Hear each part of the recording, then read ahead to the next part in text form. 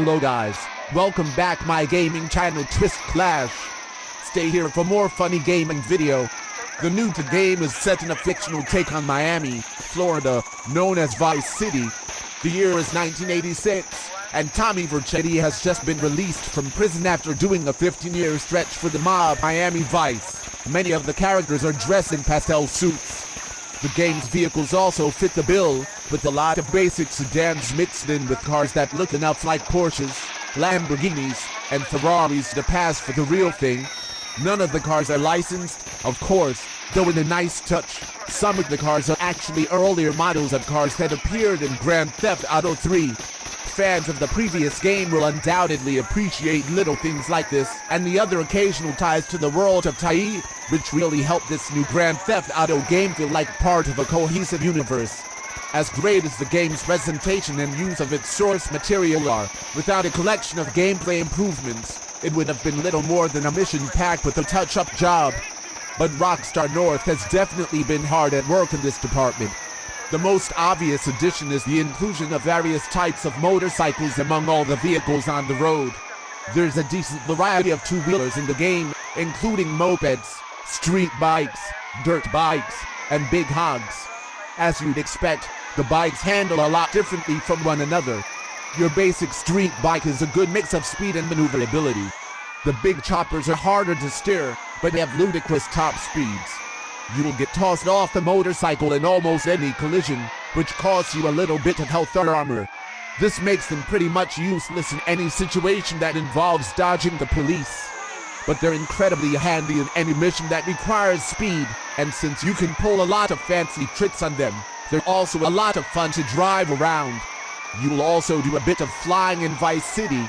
After moving through a few major plot points, you will open up the west half of Vice City, which is locked away at the start due to hurricane warnings.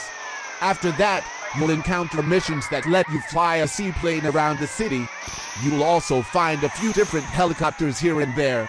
Flying around the city is pretty impressive, and it showcases the game's engine quite well. You can see for miles when you're up in the sky. While some of the city's skyscrapers are too high to get on top of, you can land the choppers on most of the game's buildings. Expect to find a few of the game's hidden items stashed away in these sorts of difficult to reach areas. A few new player actions have been added to the game as well.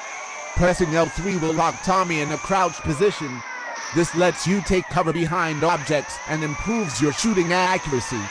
You can also dive out of moving vehicles, which handy for ditching cars or bikes into the ocean, escaping a burning vehicle, or just ramming empty cars into other cars for kicks.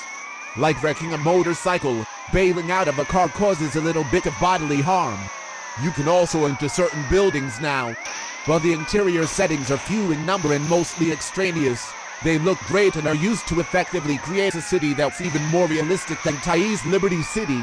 You'll be able to go into your hotel and run all the way upstairs to your room. You can also enter a nightclub, a strip club, the Vice City Mall, and a handful of other buildings. There are load times associated with entering certain buildings, but they're pretty brief. Many of the game's story missions are more involved than those of Tai. Tai had a lot of missions in which you needed to get something or take someone somewhere and then return for your reward. You will find those sorts of missions in Vice City, but most of the new game's missions are multiple-part affairs that involve more than just moving from point A to point B and then back to point A. Some of these parts are simple extensions, such as maybe having to visit a race shop after pulling a job. However, other missions are more involved and require the use of more advanced tactics. For instance, one mission requires you to plant a bomb inside a mall that is swarming with cops. To do so, you'll first have to get a little heat chasing after you. You'll then lead the cops into a garage, where you'll ambush them and take one of their uniforms, so you can pose as a cop, which makes getting into the heavily guarded mall possible.